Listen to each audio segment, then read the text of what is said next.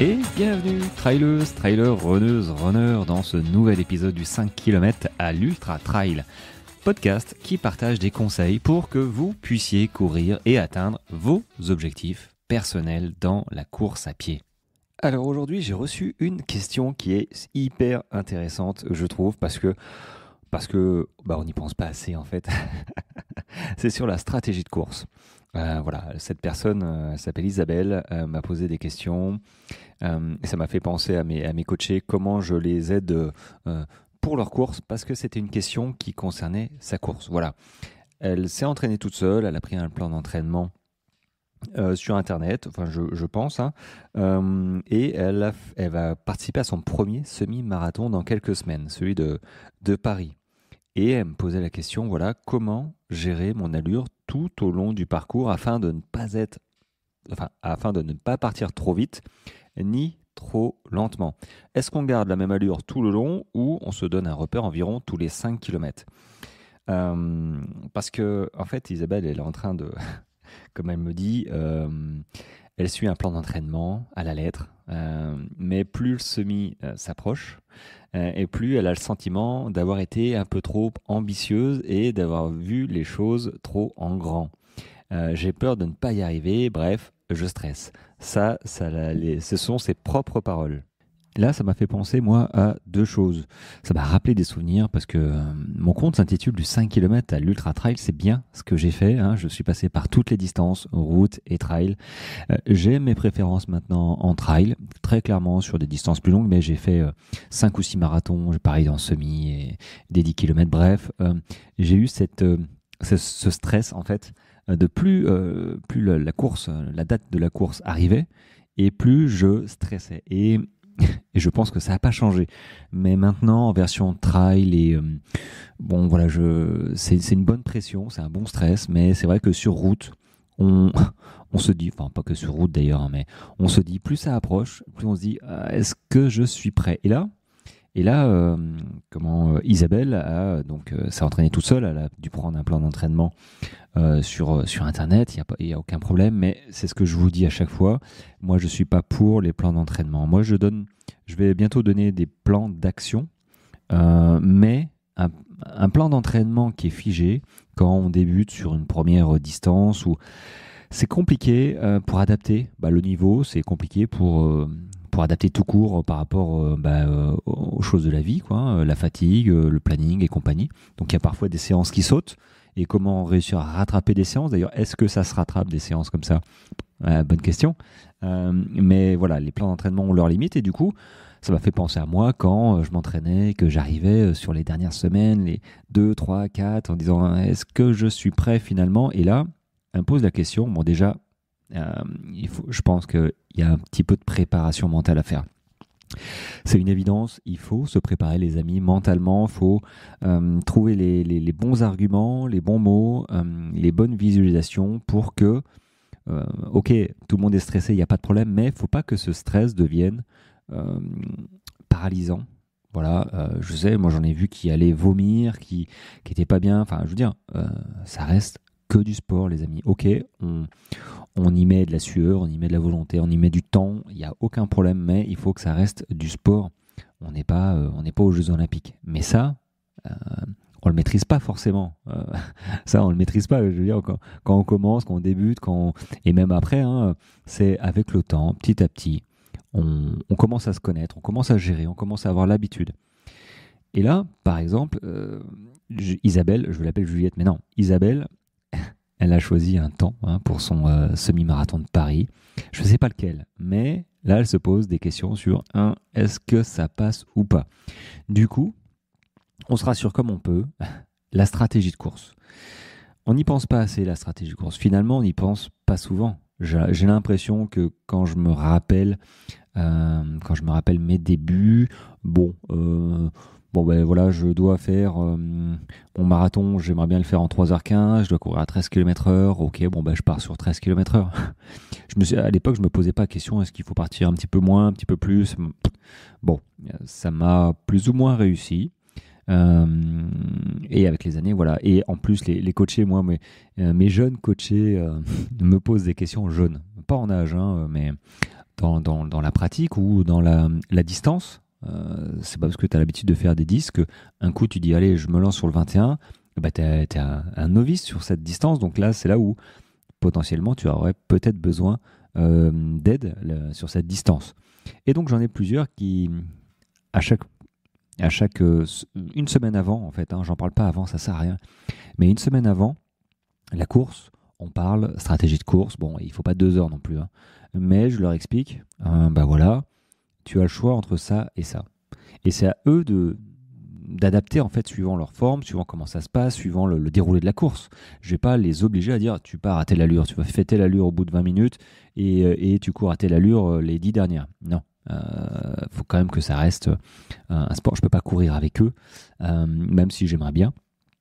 Mais voilà, c'est eux qui, je leur donne les clés pour adapter leur course à leur forme, mais surtout leur éviter de faire des erreurs. Donc, 2 stratégies de course. Bon, moi, j'en vois 2, il y en a plus, hein, peut-être, il n'y a pas de problème, mais j'en vois 2. Soit tu as le choix de partir à la vitesse cible, c'est-à-dire que tu dis, tiens, le semi-marathon, allez, on va partir sur 1h30, c'est 13 km/h, je crois, 13-14, je ne me souviens plus.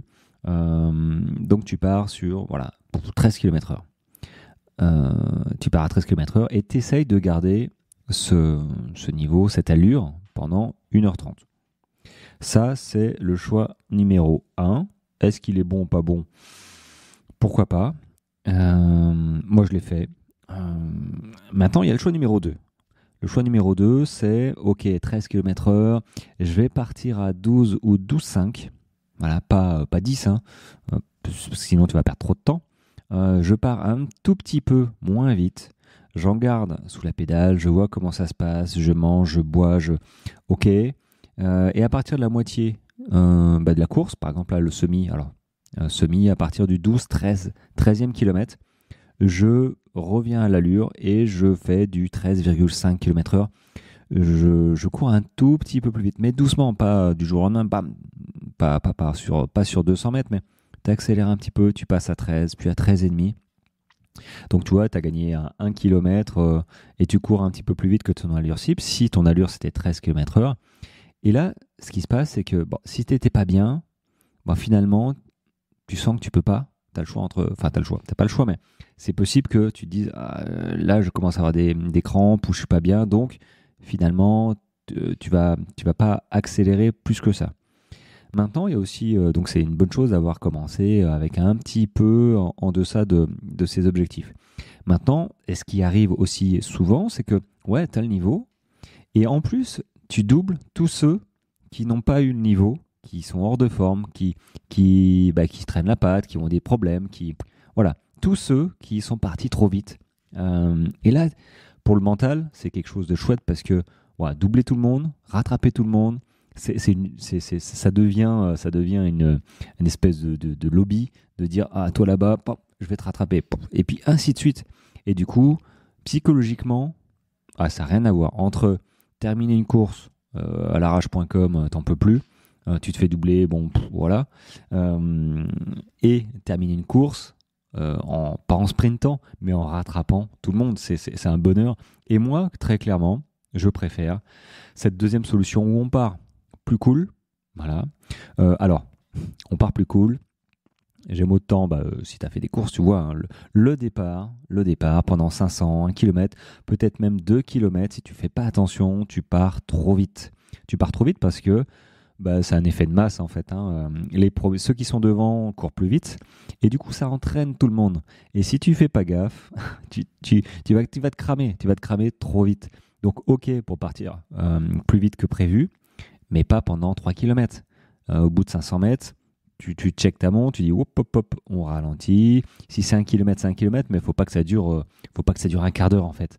Donc, je te dirais maximum 1 km pour reprendre ton tempo que tu as décidé et partir. Mais il faut avoir cette lucidité de ne pas partir la fleur au fusil, de ne pas se laisser ambiancer par tout le monde, hein, notamment sur marathon peut-être, où quand il y a du monde, alors quand il y a du monde, on n'arrive pas trop à courir, donc limite c'est plutôt pas mal.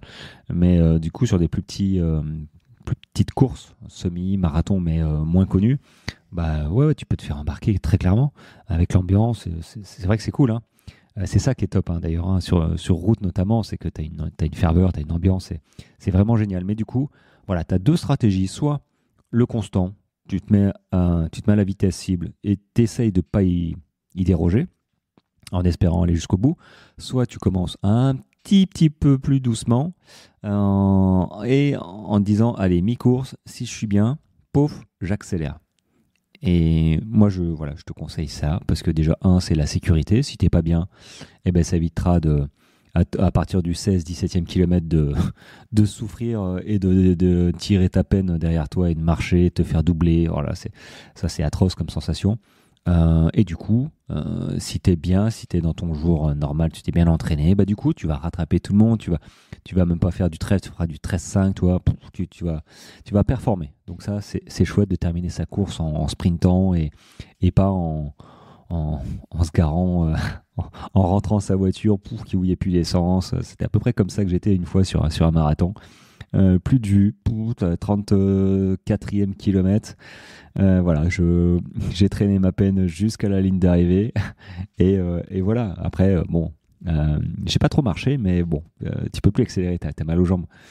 Donc voilà, deux stratégies que je voulais te partager. Tu choisis laquelle te convient le mieux. Tu peux me dire aussi laquelle, justement, peut-être que tu as essayé les deux, hein, comme moi. Là, j'ai fait une story en te laissant le choix. Tu peux y répondre pour me dire, bah tiens, moi, j'ai plutôt fait ça, ou autre chose, hein. D'ailleurs, hein, je suis partisan de toute. Et si vraiment tu as une stratégie originale ou qui t'a vraiment plu et qui a vraiment fonctionné, bah, tu me le dis et moi, j'en fais une petite capsule pour la faire partager et faire profiter de tout le monde, hein. Je suis dans le partage, il n'y a aucun problème. C'est justement pour ça que j'ai créé ce podcast en même temps. Voilà, bon, bah, j'espère que ça t'a plu. Je le répète, s'il y a une personne qui m'écoute, qui a besoin de soutien, d'accompagnement pour un objectif précis ou juste se remettre en forme, hein, vous n'hésitez pas, je vous enverrai la petite page de renseignements et disponible, hein, sur cet épisode, sur tous les épisodes et sur la bio d'Instagram.